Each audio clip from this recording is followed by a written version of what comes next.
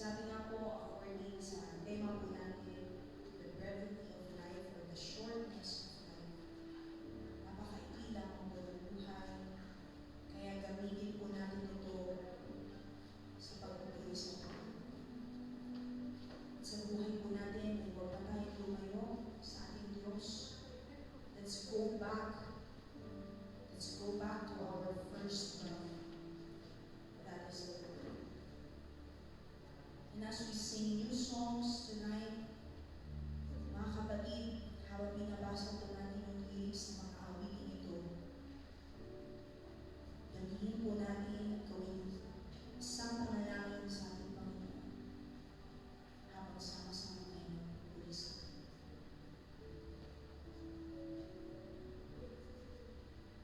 Yes, Lord, we pray kung kami man ay nalalayo sa iyo,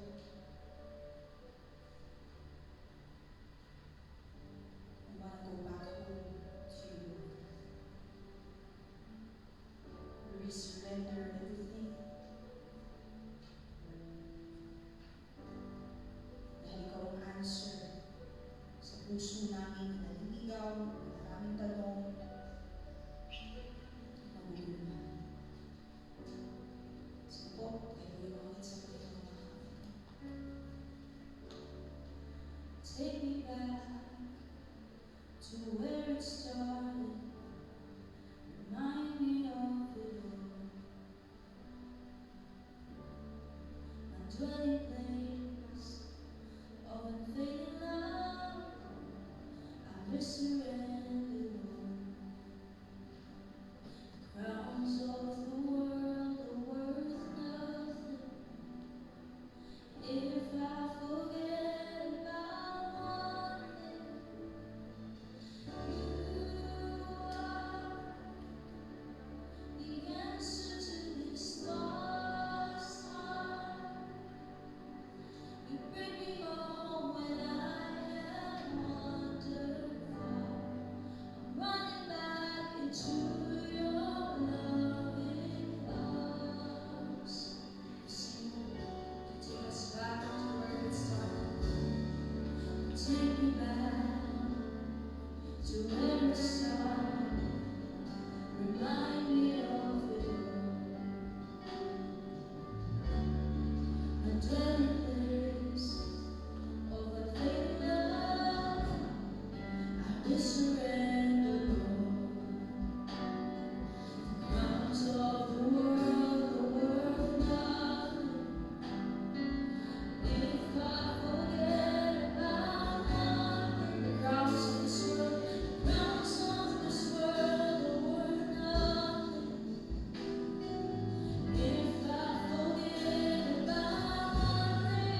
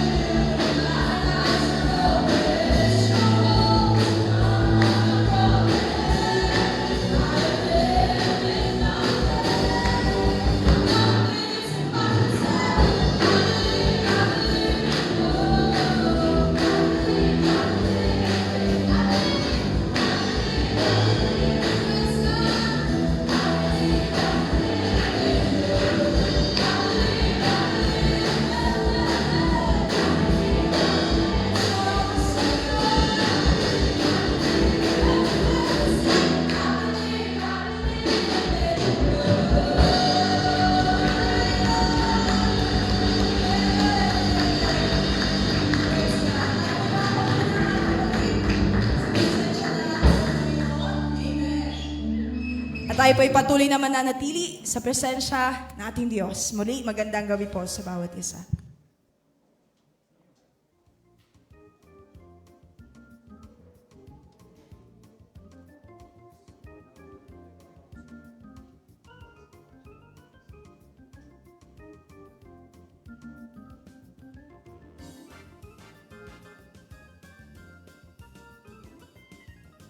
Ayun po, isang mapagpalang gabi po sa bawat isa. Good evening po.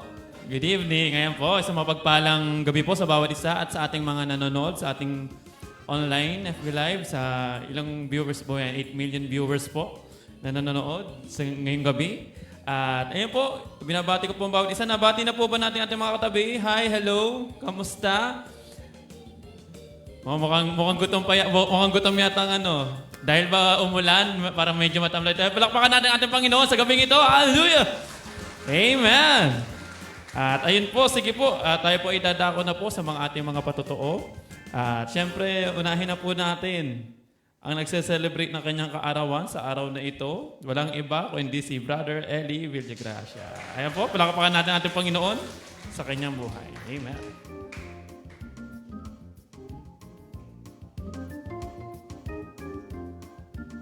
Praise God! Isang mapagpalang gabi po sa ating lahat. Ako po'y nagpapasalamat. Di ko akalain na nagto-28 na pala ako. Wow! Plus 20. So, salamat sa Panginoon na umabot din sa maghapon kahit pag ganun-ganun na lang. Salamat sa mga prayers, salamat sa bumabati. Iha-heart ko na lang kayong lahat.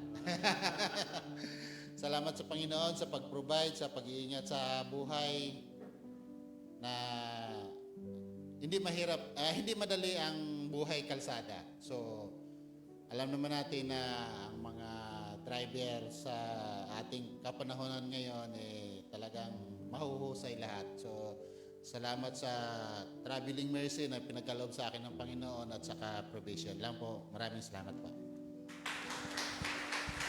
Amen. At baka naman, Kuya Eli. Baka mamaya. Ayun po. Tunay nga po na mahirap po sa mga namamasada po talaga sa araw-araw. Dahil kung makikita po natin sa mga balita ngayon is lagi namang ang bungad po sa mga balita ay walang iba kundi aksidente. Kaya patuloy na panalangin po talaga ang pagkaloob natin sa mga taong namamasada at namamasahe din. Bumabiyahe sa araw-araw. Ayun po. Sunod naman po, babasahin ko lang po yung mga nakasulat dito. Baka magulat po kayo. Susunod po na ating tatawagin na magpapatotoo. Walang iba po, si Sister Angel. Ayan po, palakpakan natin Panginoon. Binasa ko lang po yun nandito. Huwag po kayong magalit sa akin.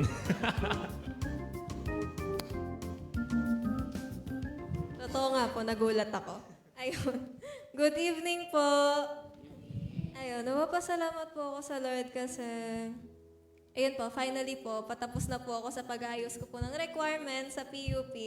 Isa na lang po, okay na. Though enrolled na po sa Curing Enrollment, kinabahan pa po ako nung nakaraan kasi akala ko po, yung route and slip of approval ko, nawawala. Talagang paiyak na po ako sa bahay nun. Kasi sabi ko, wala, nasan yun? Pag nawala po yun, baka po di ako ma-enroll kasi nandun po yung pirma nung nag-reserve sa akin ng slot, nung nag-ano ng medical. Sabi ko, Lord, nasaan? Lord, saan ko nailagay? Naiyak na po ako nun. Tapos si mama sinasabihan ako, na yan, saan mo kasi nilagay? Wala ka namang di mo naman inano yung requirements po. Ako po nun, talagang paiyak na po ako kasi nape-pressure na po ako. Kasi PUP na lang po talaga yung last choice ko. Wala na po. Hindi po ako nakapag-apply sa CABS, nag-re-apply sa CABS. So, wala na po. PUP na lang po talaga. Pag nawala pa po yung papel na yon, wala na po ako talagang pag-asa. Nag-chat po ako ngayon sa kaibigan ko na sa PUP rin po mag-aral, Maragondon. Sabi ko, nasa ano ba yung ganito mo? Yung route of approval slip mo? Kasi yung akin, wala sa akin. Sabi niya, baka nandun yung sa'yo kasi yung akin, hindi ibinigay. Ang tanda ko po yung sa akin, ibinigay, pero hindi ko po maalala kung kinuha ba siya ulit sa akin or ano. Kaya sabi ko, hala girl, nawawala yung akin. Sabi niya, hindi, punta ka doon, tanungin mo kung nandun pa. baka nandun lang. Talagang kabado na po ako habang nasa nasa jeep, nasa bus, nagdadasal na ako. Lord, sana nandun lang, sana nga nandun lang. Kasi pag nawala po yun, wala na po akong pag-asa. Sabi ko, Lord, kayo na bahala, gano'n. Tapos, nung nandun na po ako, pagdating po namin sa clinic, hinanap. Sabi ko po, ay wala po yung akin sa akin. Tapos sabi niya, nung first day ka ba pumunta ng approval ng slot? Sabi ko, opo. Sabi niya, ayaw, nandito yung inyo. Talagang grabe, parang nabunutan ako ng tinik, ng bigat ng loob. Talagang sabi ko, Lord, thank you, nandito pala. Talagang paglabas ko nung gusto kong tumalon sa tuwa, kaso may kasama ako. Baka sabihin niya ang weed ko. Tapos ayun, kaya thank you Lord talaga. Kasi kung nawala yun, di ko po talaga alam yung gagawin ko. Baka malugmok na lang po ako, umiyak na po ako sa isang tabi kasi di ko alam kung bakit. And ayun lang po. Praise God. Ramdam ko yung kaba ni Ate Angel dito, nanginginig pa yung pag-abot ng mic. At ayun po, totoo po yun, tinest lang siguro ang pagtitiwala. Sayang, kung nawala yun, baka po may full time tayo sa Santol. Ayun po. Sunod naman po, first time po ito magpapasalamat dito sa harapan. Huwag ka pong magugulat. Tawagin po natin si Sister Princess. Ayan po.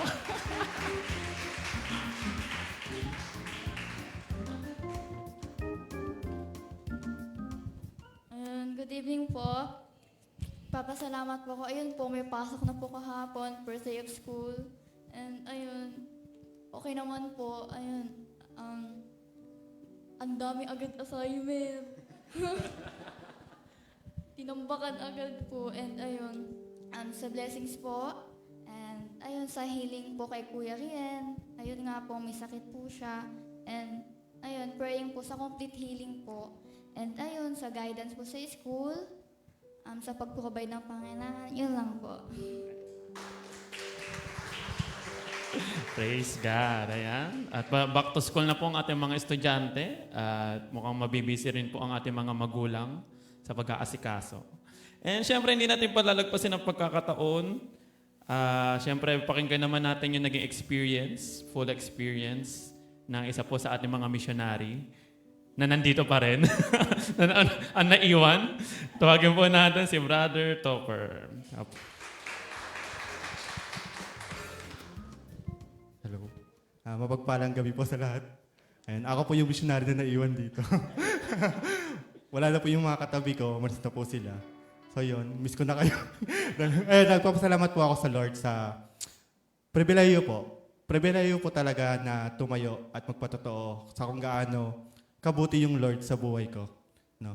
Since day one po nung mission exposure po, nakita ko na po talaga kung paano kumilos yung Lord, kung paano niya ako tinulungan na maging handa at itama yung sarili ko sa araw-araw na gagamitin niya po sa akin. Napakarami ko pong natutunan, napakaraming correction, at napakarami din pong wisdom na idinagdag po sa akin ng Panginoon. And nung nasa NCR nga po kami, sabi ko nga po doon, sabi ko, Diyos ko po, but NCR pa. Puro busy mga tao doon. Tapos, napakahalaga sa kanila ng oras, which is true naman po. Nung pagpunta pa lang namin doon, pag ina-approach namin sila, talagang naglalayuan na, nagmamadali. Pero glory to God, na sa tulong po at sa grasya po ng Panginoon, nakapag-open din po kami ng mga D-group doon. At nakapag-share din po sa mga taong tumanggap din po sa Panginoon. And yun nga po, papuri po talaga sa Panginoon na kung hindi niya po talaga hindi po mababago or hindi ko po mapapatunayan sa sarili ko na tinawag po talaga ako ng Lord. Kaya yun po, sa Diyos po talaga yung papuri. At ayun po, no? Hindi natin anak hanggang kailan dito si Kay Topper. Baka magulat tayo, mabot pa ng linggo. Pero ayun, thankful tayo sa mga missionary po, no? Na nagdaos ng kanilang mission exposure. Especially po sa lugar rin po dito sa Tansa. Kasi hindi po nagkakamay, at napakadami pong nabuksan na mga cell na talagang kailangan pong maalagaan po ng ating mga workers dito. Kaya talagang wake-up call po sa bawat isa po, no? Na talagang kailangan po natin magtulungan para po mapalago pa po ang iglesia ng ating Panginoon. At ayun po, at ako rin po yung nagpapasalamat sa Panginoon dahil yun po, wala pa na akong trabaho. Hanggang kailan nyo ako maririnig na ganito.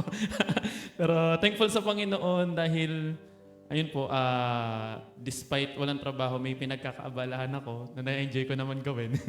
Pero sabi ko nga, before, doon sa last work ko, hindi ko na-appreciate yung naging experience ko pa during that time. Pero ngayon po kasi, sabi ko nga, meron pala akong natutunan doon sa, doon po sa side hustle ko ngayon. May natutunan po pala ako doon sa that previous kong work. Kasi ahente po ako before. Currently po kasi nagba-buy and sell ako ngayon sa laro.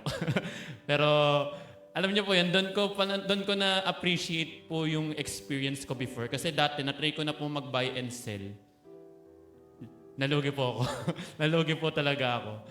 Kumbaga, yung nag-quit po ako nag-buy and sell, halos 70% lang ng puhunan yung nabawi ko. So, lugi pa po ako. So, ngayon po kahit papaano, sabi ko nga, marunong na ako makipag-negotiate. Marunong akong magtsatsaga talaga ako maghanap and all. And thankful sa Panginoon kasi sabi ko nga, yung mga bagay po na na-experience natin, lahat po ng mga natuturo sa atin, whether personal, sa work, sa school, hindi po kasi natin ma-appreciate yung experience or yung knowledge and wisdom during that time. Ma-appreciate natin siya once nandun tayo sa situation na mapagagamitan natin yung mga natutunan po natin. And sabi ko nga, thankful ako sa Panginoon kasi sabi ko nga, baka na to, foreshadowing. Foreshadowing na. Baka nalalapit na answered prayer. Hopefully, sabi ko nga saan, ano man yung maging sagot po ng Panginoon sa aking panalangin. Sabi ko nga, ipagpapasalamat ko po talaga. And ayun, thankful sa Panginoon sapagkat patuloy na yung provision po is pinagkakalob niya po and protection sa family, sa pag-alis po, especially kay Kuya na nagtatrabaho. And ayun po, sa Diyos po ang purit pa sa salamat. And amen. Tayo po idadako na po sa ating sunod na bahagi ng ating gawain. Siyempre, hindi po mawawala sa bawat gawain ang pagkakaloob. Tawagin po natin ang magbibigay ng exhortation sa gabing ito. Walang iba po kundi si Sister Lani Makalinta. Mukhang nagulat na si Sister Lani.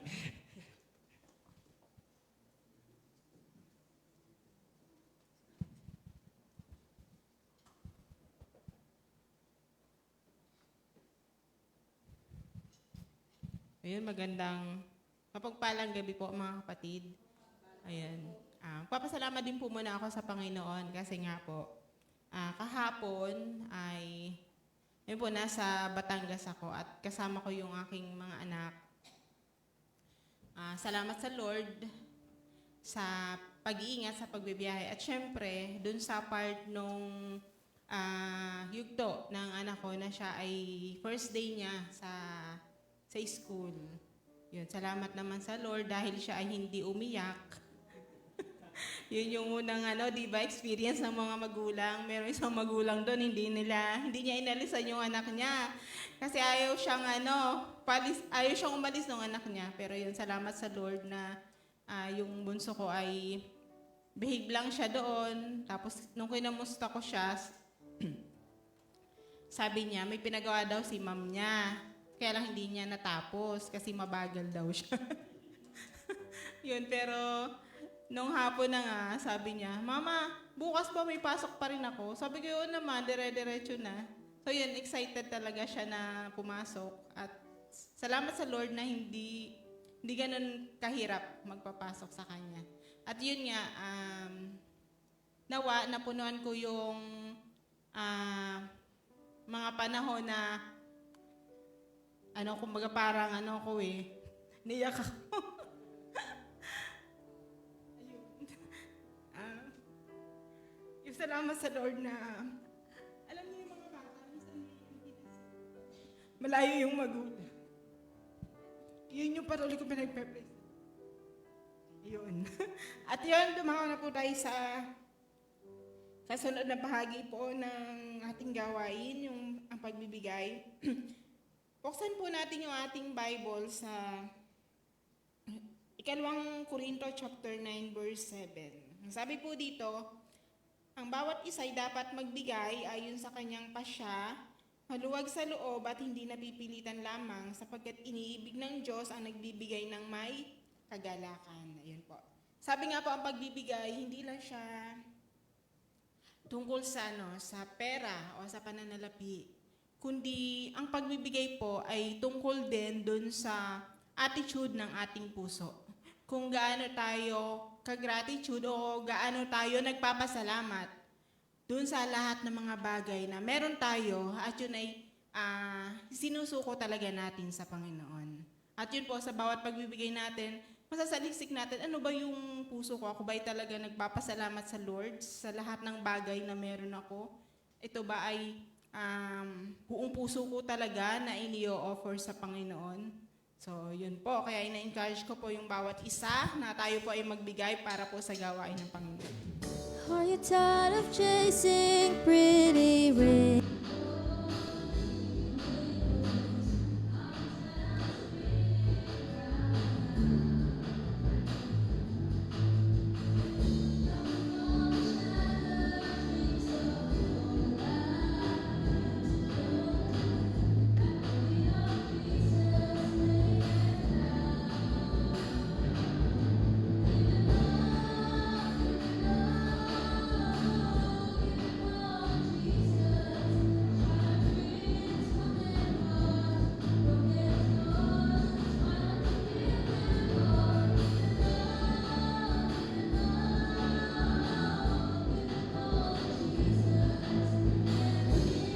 Ng iyong ministeryo. Salamat, Ama. Patuloy ka naming dinadakila at pinapasalamatan. Ito ang aming panalangin sa pangalan ni Jesus. Amen.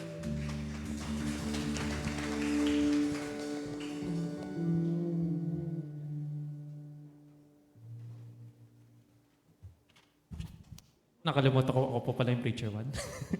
Ayun po, sige po, tayo po ay humanda na. Ihanda na po natin ating mga puso, ating isipan, ating mga tainga. At alam kong excited na nagme-meditate po sa likuran ang ating magdadala ng mensahe ng Panginoon sa gabing ito. Palakpakan po natin ang Panginoon sa buhay po ng ating kapatid na si Sister Madel Bonus.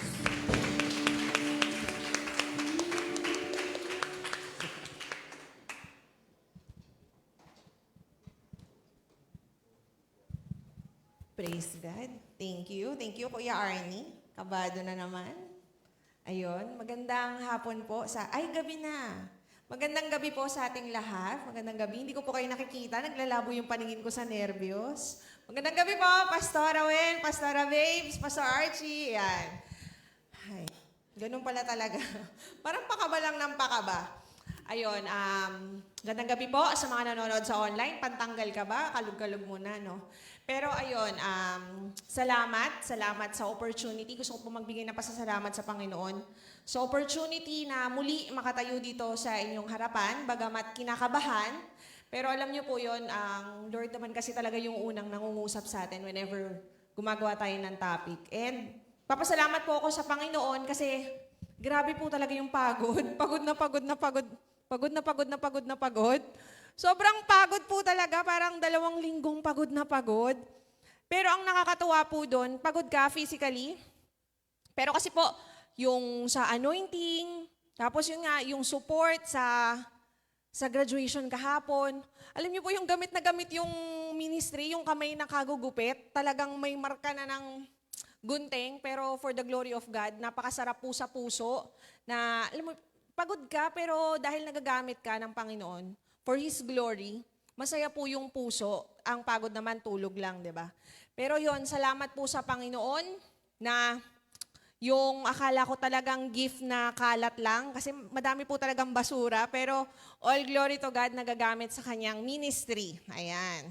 So, praise God po doon. Salamat din na, yun nga, sa opportunity na maka-attend ng anointing, tapos nakapag-concert pa kami nung, kung matandaan yung Mighty to Save, yan, di ba? So parang napakasarap magpuri sa Panginoon sa iba't ibang pamamaraan. Tapos yun, busog na busog spiritual. At yun, samahan niyo muna po akong manalangin. Panginoong Diyos, marami pong salamat sa mga oras na ito na kami po ay binagkalooban mo, Panginoon, na maka-attend ng iyong gawain. Salamat, Lord. By your grace, naririto po kami. Panginoong Diyos, pinupuri ka namin at dinadakila sa aming buhay. Dalangin po namin na ikaw po ang manguna sa gawain ito, Panginoon. Pangunahan mo po ako, Lord. Itago mo po ako sa iyong likuran at ang mensahe mo lang ang maihayag. Dalangin po na buksan mo ang aming puso, ang aming isipan, Panginoon, para, Lord, makapag-evaluate kami, Panginoon, ng aming buhay sa pamamagitan ng iyong salita. Lord, ang aming mga puso po ay pakalinisin mo.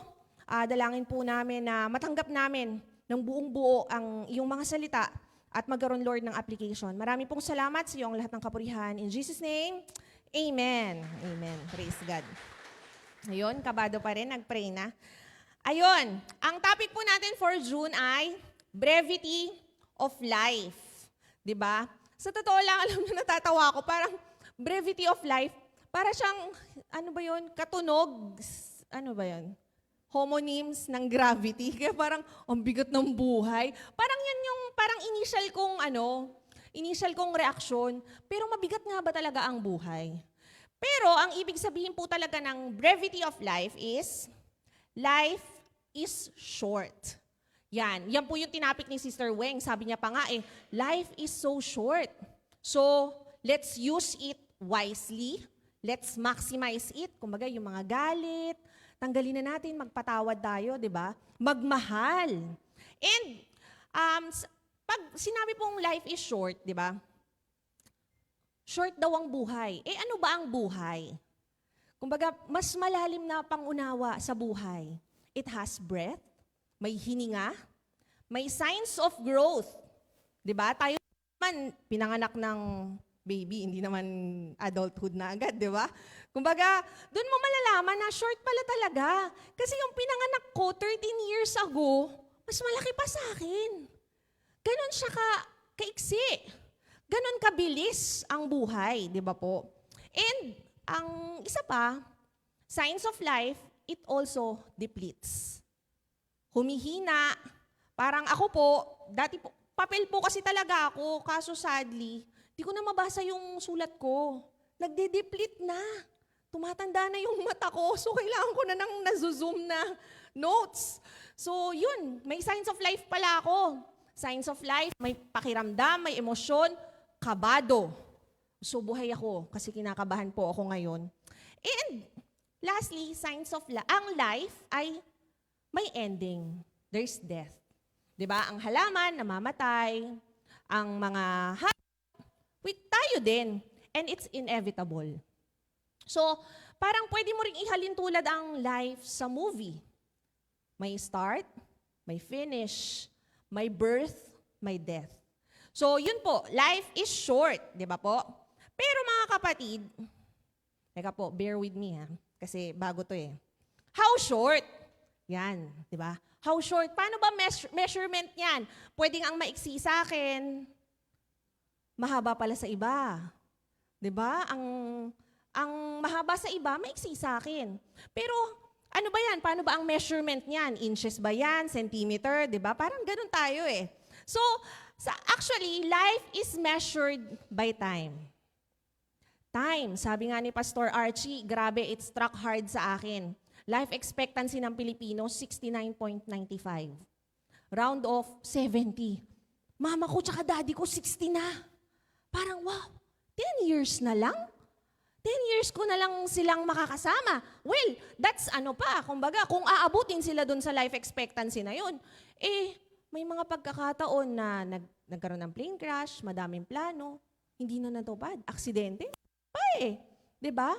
So kung maximize mo yung life expectancy, magko-compute ka Ilang taon na ba ako? 25. Mukha akong 25, walang nag-react. Ayun, 25, diba? Ilang taon na ba ako? So ilang years pa akong mabubuhay? Ilang years pa akong mag-serve sa Lord? Diba? Yun ay kung hindi tayo dyan, mababackslide. Pero By God's grace, di ba? Ilang years pa tayong magsuserve sa Lord? Ilang years pa akong magmamahal? Ilang years pa? Doon ba sa years na yon meron pang galit ako na ititira sa puso ko na masasayang pa yung mga natitira kong oras? Di ba po, parang kapag pala nilagay mo, you put it into numbers, mapaparealize ka talaga. It's short. Di ba? Meron pong mga nilalang talaga. May mga tao na hindi inaabutan ng bukas. Merong mga nanay na hindi nakitang may buhay ang kanilang mga anak nung pinanganak. Mga stillbirth. Di ba? Alam niyo yung kahit isang minuto, hindi nila nakitang may buhay yung anak nila.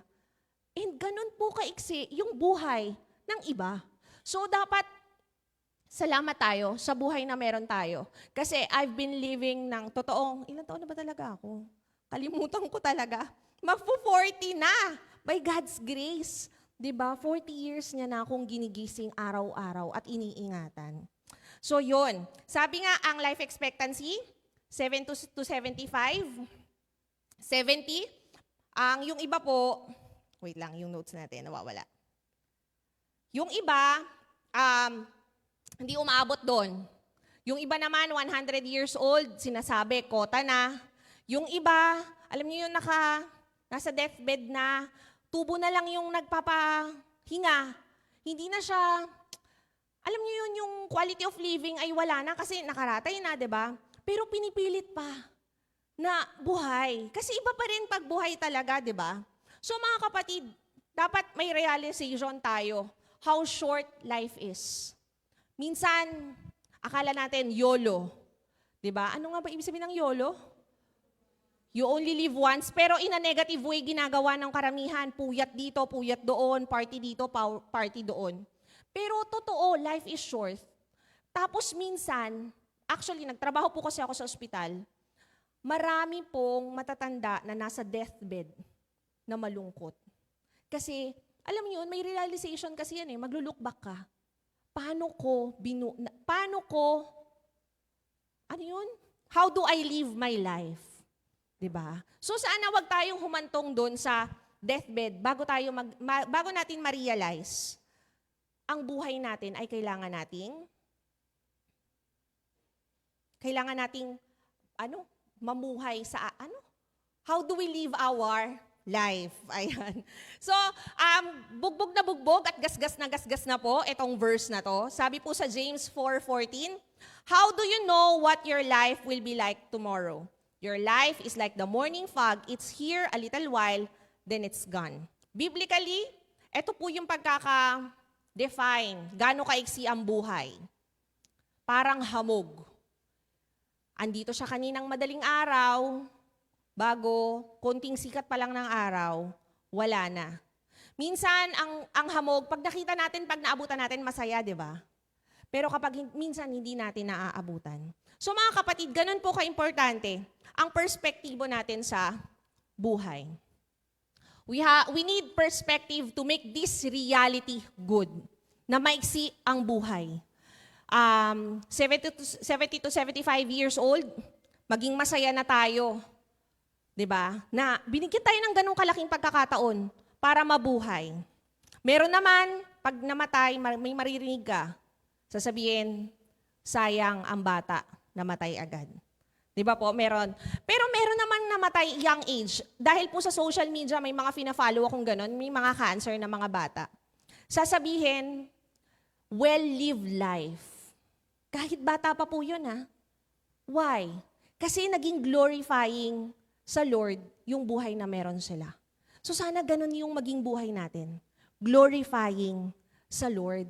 Minsan maririnig pa natin, natapos niya na yung mission niya dito sa mundo. Di ba po? Parang yun. Nagawa mo yung mission mo. Ngayon tayo mga kapatid, life is short. Are we doing our mission? Nagagawa po ba natin yung mission na iniatas sa atin ng Panginoon bilang mga Kristiyano? And sabi po, we have to maximize it. Ayon. At dahil po dyan, title pa lang pala, no? Ang title po ng ating pag-uusapan ngayon is Present is a present. Today is a present from God. May rason po Bakit tayo binigyan ng regalo ng bagong araw, ng bagong umaga? We have a purpose. Tanong lang mga kapatid, if present is a present, regalo, paano po natin binuksan ang umaga kaninang umaga? May pagpapasalamat ba? O yun, lakas, praise God. Or it's just another day. Umaga na naman. May pasok na. Diba? Ay, may ganyan. Alam po reklamo. Pagising pa lang yun ng mata, ha? Tanggapin po natin, it's a gift from God. May purpose. Bakit tayo nagising kaninang umaga? 'Di ba? During pandemic, mga kapatid, ang daming nawala. Madaming hindi nabigyan ng pagkakataon na mabuhay ngayong araw na to. Yung mga, alam niyo yun, yung sa eroplano, sa Air India, family, 'di ba? Pero may isa daw nakaligtas. And why? May purpose ang Lord sa kanya. May mission pa na ibibigay sa kanyang Panginoon. Grabe, no? So ngayon po, kaya tayo nandirito, kaya tayo nakaupo, it's by God's grace. And still, we have this mission. Maging mapagpasalamat po tayo sa bawat umaga, kahit na mahirap, kahit na medyo may sakit na mga kasukasuan na, it's a sign of life naman di ba? Gumising ng masakit na yung tuhod, signs of life, maging mapagpasalamat pa rin. It's a gift from God, mga kapatid. So, tandaan po natin, let's open every morning with gratitude. 'Di ba? Lord, salamat sa regalo mong bagong umaga. Assignment po natin yan, starting tomorrow. Let's always praise God and thank Him for a new present. 'Di ba po? And so, basahin po muna natin ang ating pong verse na pag-uusapan. Makikita po ito sa Philippians chapter 4 hanggang 9. Sabi po dito sa 4, always be full of joy in the Lord. I say it again, rejoice. Let everyone see that you are considerate in all you do. Remember the Lord is coming soon. Don't worry about anything. Instead, pray about everything. Tell God what you need and thank Him for all He has done. Then you will experience God's peace, which exceeds anything we can understand. His peace will guard your hearts and minds as you live in Christ Jesus. 9. Ano ba to? 9. Keep putting into practice all you learned and received from me. Everything you heard from me and saw me doing. Then the God of peace will be with you. Praise God. So, unahin po muna natin ang verse 4. Sabi po, pansin po natin, sabi, always be full of joy in the Lord. I say it again, rejoice. 'Di ba? Sabi po sa ibang version, rejoice unto the Lord. Again, rejoice. Sabi po last Sunday, kapag inuulit, it means binibigyan ng emphasis ng Bible. 'Di ba po? So inulit to. May always be full of joy in the Lord. Always full of joy in the Lord. I say it again, rejoice. Again na, always pa. May emphasis talaga Let's have full of joy in the Lord. Mga kapatid, sinasabi po dito, joy is not optional, nor based in circumstances. Kung ano man ang pinagdadaanan natin ngayon, katulad kanina mga kapatid, grabe, inaatake ako ng allergy ko bago ginagawa ko to. Lord, paano ko magre-rejoice? Gagawa kong topic tapos yung ilong ko, atsing ako ng atsing, napapagod ako. Pero dahil nga, our joy is in the Lord, hindi sa circumstances. Kahit ano pang sirkumstansya ang kinalalagyan natin ngayon, our joy is centered in the Lord. It is directed in the Lord. Hindi emosyonal ang pagiging masaya. Hindi lang dahil okay ka, kaya ka masaya. Okay tayo kasi nasa Panginoon po tayo. Praise God. Sa 5 naman po, sabi po dyan, let everyone see that you are considerate in all you do. Sabi po dyan, let everyone see. I-allow natin yung meron tayong audience, di ba? Hayaan nating makita na tayo ay gentle, patient, understanding sa lahat ng ating ginagawa. In all we do. Actually, ang version po, considerate, is sa iba, gentle. Sa NKJV po, gentle. Even in bad situation, dapat considerate tayo sa lahat ng ginagawa natin. Nakikita, mga kapatid, meron po tayong audience. Nakikita ng iba that our actions are always good. Huwag tayong laging galit. Sayang. Sayang yung regalo ng buhay. Sayang yung araw. Di ba po? Dapat laging considerate, laging gentle. Yung fruits of the Holy Spirit, laging nakikita sa atin, mga kapatid. Kumbaga, sabi din po, remember, the Lord is coming soon. Sabi po to sa ibang version, the Lord is at hand. The Lord is coming, the Lord is at hand. Kasama natin ang Diyos, malapit na siyang dumating, we are spiritually near sa kanyang pagbabalik. Kaya, in-encourage po tayo dito ni Paul. Actually, this is a letter of Paul, habang siya po ay nakakulong. Diba? Imagine, siya nakakulong, pero ito, nag-encourage pa rin. Itong sulat niya para sa mga Philippians. Nakakulong siya dito, suffering. Pero, nagagawa niya pa rin yung mission niya. Pinapahalahalahanan niya ang mga Kristiyano sa Philippians. So ano po ang inaano dito ni Paul? That the Lord is coming soon. Coming soon means we have to live wisely. And alam niyo po yun, ang thinking natin hindi na dito sa makamundo. Ang thinking natin nandun na sa langit. Sabi nga po sa kanta kanina, di ba? This is not our home. Saan ba tayo nabibilang? Sa heaven. So dapat, mga kapatid, yung ginagawa natin ngayon, at this very moment, is for eternity. Hindi yung para lang sa physical nating katawan, hindi tayo nabubuhay sa makamundo. Bagkus, mga kapatid, every day na binigyan tayo ng regalo ng Panginoon, ano yung ginagawa ko para sa kaluluwa na binigay sa akin ng Diyos na dadaling ko sa langit? Di ba po? Ang seryoso nyo. Ayun.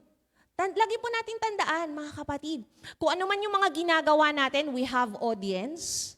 And kapag nagawa po natin ng maayos ang mission na to for the day, mag-iisip siya, mapapaisip siya. Itong tao na to, bakit? Anong meron sa kanya? Bakit parang ang light ng buhay pag siya yung kausap ko? Then, makakapag-minister tayo. Madadala natin siya sa Panginoon. Dapat yung life natin, yung living proof na kasama natin ang Diyos. Sunod po natin sa verse 6. Sabi po sa verse 6, don't worry about anything. Ako ito warrior. Pero sabi ni Paul, instead, pray about everything, tell God what you need, thank Him for all He has done. Ayan. Sabi natin kanina, present is a present. Now is a gift. Kaso inubos ko na pag-worry. Kaka-worry na ubos. Worry ako ng worry para bukas, para mamaya, hindi ko na kaya ganyan. Nasayang yung regalo. Hindi ko man lang na-enjoy, na-maximize, kasi worry ng worry. Ano po yung pang-ribat natin sa pag-worry? Pray about everything. Tell God what you need. Talk to Him. Siya yung nagbigay ng panibagong araw natin ngayon. So, Lord, nag-worry po talaga ako. Ganun ako ganun ako mag-pray. Nag-worry talaga ako mamaya, hindi ko po alam paano ako magtatapik, ano ako tatayo sa harapan. Talk to Him. Let's pray to the giver of our life. May solusyon dyan ng Panginoon. God is with us. Ang gusto ng Lord, makipag-usap tayo sa Kanya. Gusto niya yun Di ba kapag nagbibigay ka ng regalo, gusto mo, usap kayo ng usap. Kasi close kayo. Close tayo kay Lord. So lahat, huwag tayong mag-worry. Let's talk to God. Let's pray. And sabi po dyan, thank Him for all He has done. Alam nyo, honestly, sa totoo lang, favorite ko yung word na thank. Gratitude, forms of gratitude. Kasi ako po, talagang mapaghanap. Diba? Pero ito yung binago talaga sa akin ng Panginoon. Yung appreciation sa lahat ng bagay, you really have to appreciate. Appreciate mo yung araw na to kahit na masakit yung kasukasuan mo kasi may buhay ka pa. Appreciate ko tong kaba na to kasi kahit kinakabahan ako, nagagamit ng Lord yung buhay ko. Di ba po? Maging mapagpasalamat tayo sa buhay na meron tayo. Sa lahat ng aspeto, maging mapagpasalamat po tayo. Actually, kanina lang, napanood ko po yung Father's Day edition ni Tony Gonzaga. Ayan, ang inano niya doon, si Pastor Peter Tanshi. Sabi doon, paano nga daw magpipreach ng pagpapasalamat kasi 'di ba na-rape yung si Joy ng 15 years old. Oo nga naman, paano 'yun? Ganun na ka-severe, ganun na ka-grabe yung pinagdaanan ng family nila. Pero paano ka magpapasalamat? Alam niyo, sabi niya, thank Him in advance. Yes, you are in pain right now. We are in pain right now. But thank Him in advance because He is doing something in our life. Lahat ng mga pagiging broken natin dyan, may redirection ng Lord. Lahat ng sakit, pasakit, hirap, di ba? May ginagawa ang Lord. Hindi po siya tumitigil. Sabi nga dun sa Romans 8:18, di ba? Suffering at present cannot be compared to the glory that will be revealed to us. So maging excited tayo kasi may ginaayos ang Lord sa buhay natin. So kahit na ang sitwasyon natin ngayon ay hindi maganda, still thank Him. Thank Him in advance. Lord, alam ko, kumikilos ka. Lord, alam ko, may ginagawa ka. Di ba po? So yon mga kapatid, don't worry. So sabi po dyan, sa verse 7, then, pero pag may then, sabi ni Pastor Archie, meron niyang doon, yung before nun. So recap muna tayo. Sabi po dun sa 4, full of joy in the Lord. Ang joy natin sa Panginoon, maging gentle tayo, let others see Christ in us, and don't worry. Kapag na-fulfill po natin yon, eto, you will experience God's peace. Gaano kasarap mabuhay ng may kapayapaan. Kahit maiksi lang ang buhay natin, kahit maiksi lang natin, hindi ko masabi yung kahit maiksi lang natin mabubuhay sa buhay natin, basta may kapayapaan. Kaysa mahaba naman, ang dami mo namang kaaway. Di ba po? Magulo, mahaba nga buhay mo, magulo naman. Kaya siguro, di ba, yung iba, yung matagal mamatay, hindi naman lahat Kumbaga siguro kasi mayroon pang purpose ang Lord sa buhay nila. May inaayos pa ang Lord. Di ba, sa amin, hindi ko alam kung sa amin lang. Pero di ba parang, hindi pa daw namamatay kasi kailangan pang patawarin. Di ba? So, yun mga kapatid, kapag nagawa natin yung kanina, na-fulfill natin, then we will experience God's peace. Peace that exceeds anything we can understand. Kahit naman ako, hindi ko maunawaan. Ano yung merong peace dito, di ba? Hindi ko yun, lagi namin sinasabi niyo, basta ito yun. Hindi ko talaga masabi kung ano yung peace na binibigay ng Lord. Di ba po? At yung peace na to, ang nag-guard sa ating mga puso at isipan. Kaya kapag may peace tayo na nagmumula sa Panginoon, mga kapatid, yung mga reactions natin sa lahat ng sitwasyon, it's good. Di ba? Ang mga reaction natin, mga kapatid, sa lahat ng sitwasyon, nakaka-bless pa rin sa iba. Kasi yung peace ng Lord yung nandito Nagiging blessing pa rin. Di ba? Kasi si Jesus Christ lived in us. So yun, malapit na po. Praise God. Wait lang. Sabi po dyan sa verse 8, wait lang. Ayan. And now, dear brothers and sisters, one final thing. Fix your thoughts. Meditate on what is true, honorable, right, pure, lovely, and admirable. Mag-focus tayo dito kasi kapag ito yung fino-focusan natin, mga kapatid, kung ano yung nasa isip natin, yan ang nagagawa natin. Yun po yung magiging focus natin. At yan, kusa na lang magre-reflect sa atin. True, let's read the Bible. Di ba po, huwag tayo magpapadala sa mga kasinungalingan ng mundo. And honorable. Di ba? Alam niyo na po yan, right? Aligned with God's justice. Pure, clean heart. Avoid natin ang kasalanan. Lovely, alam naman natin yan. Lovely. And admirable. Think about things that are excellent and worthy of praise. Dito po tayo mag-focus, mga kapatid. Yung worthy of praise, iwasan na po natin yung mga rants. Wala nang katapusang pagrereklamo. Lahat ng kulang, kung anong wala, yun ang hinahanap. Alam niyo po yung kung ano yung mali, yun yung nakikita. Okay lang, pero para maging maganda, pero kung yung laging negative na lang yung napupuna natin, negativity, di ba? Tanggalin na natin.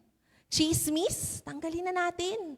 Kung ano yung katotohanan, doon po tayo mag-focus. Dapat lahat po ng ginagawa natin, check natin. Is it glorifying unto the Lord? Diba po? Check natin. Yung ginawa ko ba kanina, this thing, mag-ano po tayo? Is it glorifying to God? Diba? And lastly, sabi po sa verse 9, keep putting into practice all you learned and received from me. Everything you heard from me and saw me doing.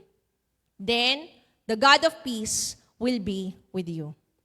Sabi po dyan, put into practice. Let's put it into action, mga kapatid. Hindi yung lagi lang tayong uma-attend dito ng midweek, tapos walang application. Dapat ina-apply po natin lahat ng natututunan natin, naririnig natin, nababasa natin, napag-aaralan natin. Hindi lang dito sa church, hanggang labas. Di ba po? Dapat tayong maging ilaw. Dapat lahat ng ginagawa natin tumuturo kay Lord. Dapat lahat ng ginagawa natin glorifying sa Panginoon. And kapag ginagawa po natin yan, nagagawa natin yung greatest commission natin, then the God of peace will be with us. Sabihin nga po natin, the God of peace will be with you. Diba po? Let's put it into practice. Yung lahat ng natututunan natin dito. Hindi yung sa journal lang, hindi yung sa salita lang. Dapat may action. Ang Kristiyano po, nag-a-act. Diba, Madel? Nag-a-act. Pinapakita natin. Sinasabi din natin. Dapat our lives are pointing to Jesus. So yun, mga kapatid. Life is a present. Isa tong regalo. Life is short, but it is a present.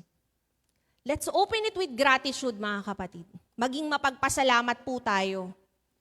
Tapos dapat use it to be glorifying to the one who gives it. Sino po ang nagbigay ng buhay natin?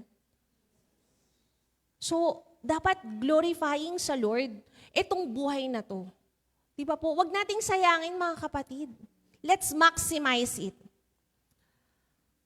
At ito pa po, this present is the only real thing right now.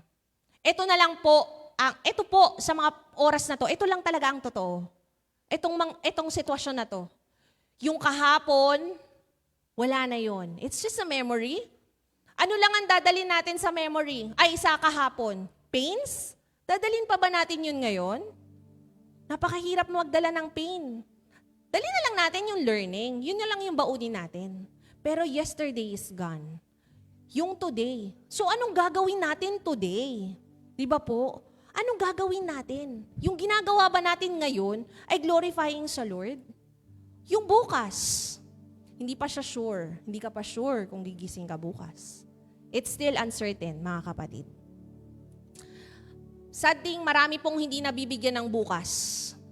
Alam niyo yun, hustle and bustle today. Sagad kung sagad, OT. Bago wala na palang bukas. Why?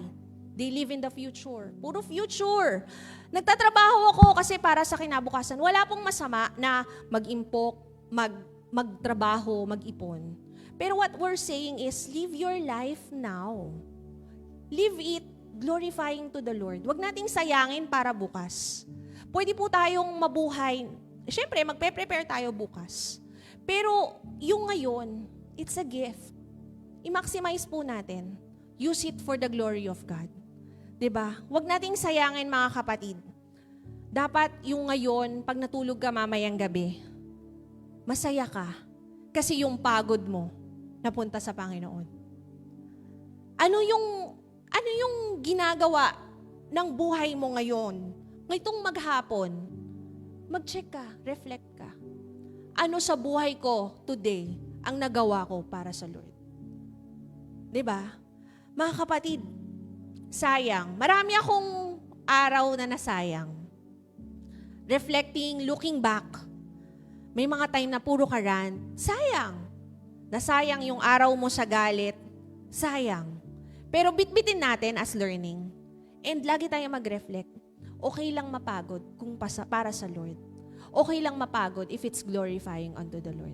Huwag po nating sayangin ang bawat araw na bibigyan ng regalo ng Lord. Mga kapatid, bukas, dapat paggising pa lang natin, Lord, thank you sa bagong regalo. I will use it wisely. I will use it for your glory. So yun mga kapatid, to recap lang po. Present is a present. Live with joy in the Lord. Live a way that people see Christ in us. Live a life worry-free. Fix our minds on excellent and praiseworthy. And live our life with a purpose. Palakpakan po natin ang Panginoon. Samahan niyo po akong manalangin. Panginoong Diyos, marami pong salamat sa araw na binibigay mo araw-araw. It's a gift, Lord. Minsan, no-overlook namin yung regalong buhay na binigay mo. Nafo-focus kami, Lord, sa problema. Pero Lord, thank you for this reminder that it's a gift. Kailangan naming i-open with gratitude. Because it's an opportunity, Lord, to worship you and to glorify your name. Dalangin namin, Lord, na sa bawat araw, nagigising pa kami, pagkakalooban mo kami, Lord, ng bagong pagkakataon. Dalangin namin, Lord, na palagi mo kaming i-remind na mag-focus kami sa iyo. Hindi kami mag-focus sa worries namin. To always put joy, O Lord God, sa iyo. Ikaw yung maging sentro ng aming buhay.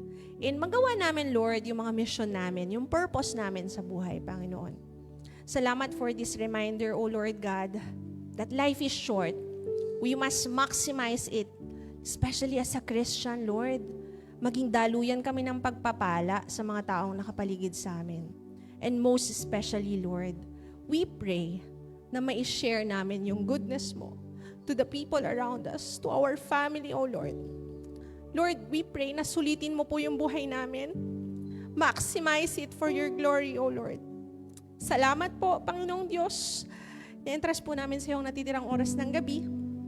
Dalangin po namin na ikaw ang mamahala at maghari sa aming buhay.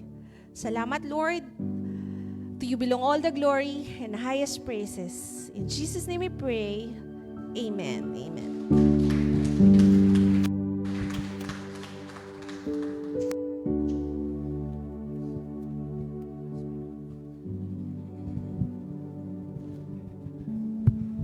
Ayan po, thank you Sister Madel sa napakagandang mensahe. Na tunay nga po na ang araw-araw po nating binibigay na buhay ng ating Panginoon na isang regalo. Kasi usually nga po, kung papansin na natin, we always take it for granted. Parang, di ba po, marami tayong nare-receive na regalo na isasantabi natin. Na sa una lang natin na-appreciate, pero along the way, nababaliwala. And this is a reminder po sa bawat isa, no? Kaya nga po, yung sa recap, na we need to live our life full of joy from the Lord. Dahil hindi natin na-enjoy yung araw-araw kung tayo ay puno ng emosyon, tayo nalulungkot, tayo galit, tayo nagtatampo kung kanino man. Pero kung tayo puno ng kagalakan, talagang nakakapagbigay tayo ng pasasalamat sa Panginoon sa araw-araw. Kaya tunay nga po, the present is a present from God. At palakpakan natin ang ating Panginoon muli. Amen at amen. At yun po, konting announcement lang po. At National Bible Forum po tomorrow, kaya po tayo nag-midweek today to give way for the National Bible Forum tomorrow po at 7 p.m. sa ating Zoom.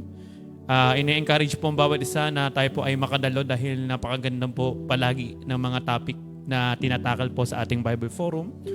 At pwede rin po tayo magtanong in case meron po tayong mga katanungan doon sa chat box po doon.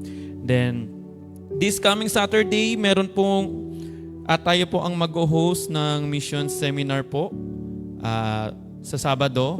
So, iba't ibang churches po ba ito at out kung hindi ako nagkakamali, tsaka mga missionaries. Tayo po yung magiging host. At sa lahat po na magsusupport, we highly encourage na 7 a.m. po ang ating call time dito dahil maaga rin po mag-set up yung mga dadalo po dito. Yung pinaka-magse-seminar po. So hopefully, maunahan din po natin sila hanggat maaari. And ayun po, bali wala po tayong virtual prayer nito ng gabi. Tama po ba? Wala po tayong... Okay. Sige po. At ayun po, inaaya ko po ang bawat isa na tayo po ay tumayo at minsan pa palakapan natin ang ating Panginoon. Hallelujah! Yes, Lord. Hallelujah! Pinupuri, pinasasalamatan namin kay Panginoon sa gabing ito. As we continue to pray, Panginoon, patuloy, Panginoon, kami nagpapasalamat sa buhay na iyong pinagkaloob sa amin. Continue to teach us not to take this life for granted, Panginoon. Alam namin na nalalapit na ang iyong muling pagbabalik. Patuloy, Panginoon, we use our days with a purpose to be used by you, Panginoon. To spread your word, your good news, Panginoon, sa bawat taong nakakasalamuhan namin, especially sa mga family members, Panginoon, na hindi pa lubusang nakakilala sa iyo, Panginoon. Use us as your instruments, Panginoon. Give us the joy to continue to face every day. Give us the strength, Panginoon, to persevere, Panginoon, sa mga pagsubok. And give us the heart full of gratitude, Panginoon, to appreciate the things that we have. Nasa gayon, Panginoon, na tunay nga po, sa bawat araw na kami ay nagigising, ay mabalik namin sa Panginoon ang papurit pa sa salamat, Panginoon. Sa gabing ito, Panginoon, patuloy namin inientas sa iyo, Panginoon, ang nalalabing oras as we continue to give praise unto your name, Panginoon. We continue to offer our lives, Panginoon, our time, our talent, our treasures unto your name, Panginoon. Sa gabing ito, Panginoon, sa aming pansamantalang pagkahiwa-hiwalay, patuloy na pag-iingay, Panginoon, ang aming pinapanalangin, Panginoon. Sa mga kapatiran namin na nanonood sa online, continue to pray, Panginoon, saan man sila naroroon. Gabayan mo sila, Panginoon. Comfort them, Panginoon. And give the love, Panginoon. Paranas mo ang iyong pagkilos sa bawat isa, Panginoon. Whether kami man narito sa bahay panambahan or sa aming mga tahanan. Kaya mali, Panginoon. Patuloy, Panginoon. We continue to ask, to bless us, to protect us, to hold us in your hands, Panginoon. Alam namin wala kami magagawa sa aming sarili, sa aming kakayanan, Panginoon, dahil lahat ng bagay na meron kami ay nanggaling lamang sa iyo, Panginoon. Kaya muli, sa iyong pinakamataas na papurit pa sa salamat, pagdakila, sa tanging pangalan ni Jesus, ang lahat ng anak ng Diyos ay magsasabi na, Amen at Amen.